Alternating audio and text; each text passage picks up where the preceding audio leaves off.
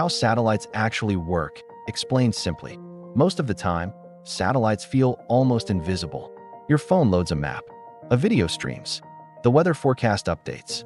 Somewhere above your head, something made of metal quietly makes that possible. A satellite is simply a machine placed in space to do a job. That job might be communication, navigation, weather observation, or taking pictures of Earth. What makes satellites interesting is not what they do, but how they stay up there at all. Because satellites are not floating. They are falling, just very carefully. When something is thrown forward fast enough, it doesn't fall straight down. It keeps missing the ground as Earth curves away beneath it. That is orbit. A satellite is constantly falling toward Earth, but it is moving sideways so fast that the ground keeps curving out of the way. There is no engine holding it up, no invisible hook, just speed, gravity, and balance. If the satellite slows down too much, gravity wins and it drops back into the atmosphere. If it goes too fast, it escapes Earth entirely.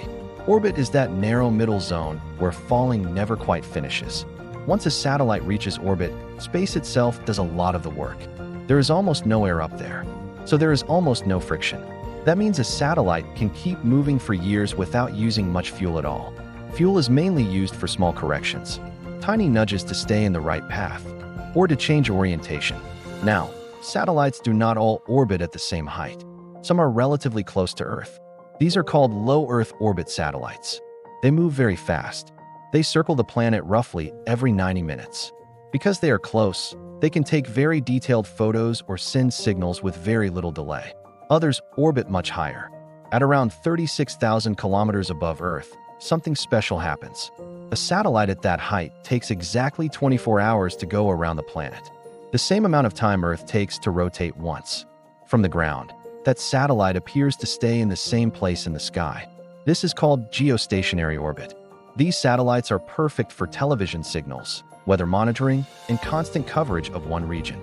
That is why a satellite dish on a roof can point in one direction and never move. So how do satellites actually communicate with Earth? They don't broadcast magic signals everywhere. They send and receive very focused radio waves. A satellite receives a signal from a ground station. It processes or amplifies it. Then it sends it back down to another location. Think of it as a relay runner in space. Your phone talks to a ground antenna. That antenna talks to the satellite. The satellite talks to another antenna. And that antenna talks to someone else's phone. All of this happens at the speed of light. But distance still matters. Signals to nearby satellites feel almost instant. Signals to very high satellites have a small but noticeable delay. That is why older satellite internet felt sluggish. The signal had to travel tens of thousands of kilometers up and back for every request. Modern systems solve this by using many satellites closer to Earth working together as a network. Satellites also need to know where they are and which way they are facing. They do this using star trackers, gyroscopes, and Earth sensors. They constantly check their orientation and adjust with tiny thrusters or reaction wheels. This is important because a satellite must aim its antennas precisely. A tiny misalignment can mean missing Earth entirely. Power is another challenge. Satellites cannot plug into anything. They rely on solar panels. Large, flat panels unfold after launch and convert sunlight into electricity. When the satellite passes through Earth's shadow, it runs on batteries. Everything on board is designed to be efficient, durable, and extremely reliable. Because once a satellite is in orbit, fixing it is very difficult, and sometimes impossible. Eventually, satellites reach the end of their lives. Fuel runs out, electronics degrade, or technology becomes obsolete. At that point, engineers have two options. For lower satellites, they are guided back into the atmosphere where they burn up safely. For higher satellites, they are moved into a graveyard orbit, a parking zone in space where they no longer interfere with active satellites. This matters more than it might seem. Space is not empty anymore. Thousands of satellites orbit Earth, along with fragments from old missions. This debris moves incredibly fast.